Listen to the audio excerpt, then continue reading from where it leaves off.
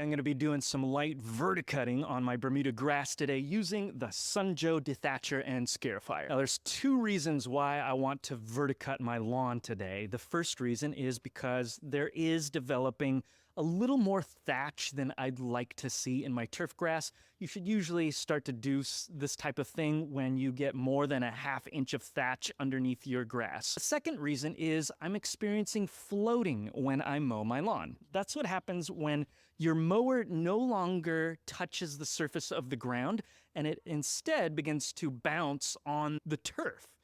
And that's because your turf is getting too thick.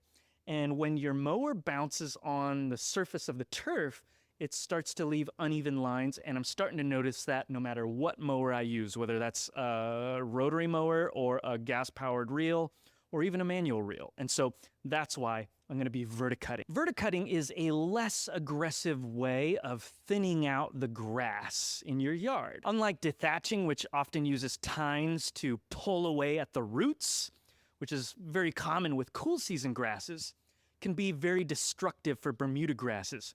Verticutting, instead of pulling away at the stolons and rhizomes of your grass, just lightly thins out the top of your turf as deeply as you want to go with vertically spinning blades. Now for this task, I will be using Sunjoe's dethatcher and scarifier. I did an unboxing video. You can check it out on YouTube. But for now, let's see this thing in action.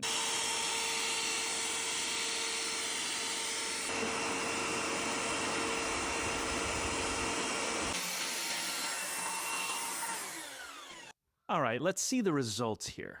I don't know if you can see this, but those long vertical parallel lines are the effect of the Sunjoe scarifier blades. It is removing some of the vertical above ground blades of grass as well as a little bit of thatch. So what I'm going to do now is give it a quick mow with my reel mower to clean it up a bit. And tomorrow I will throw down some fertilizer and wait for the rain.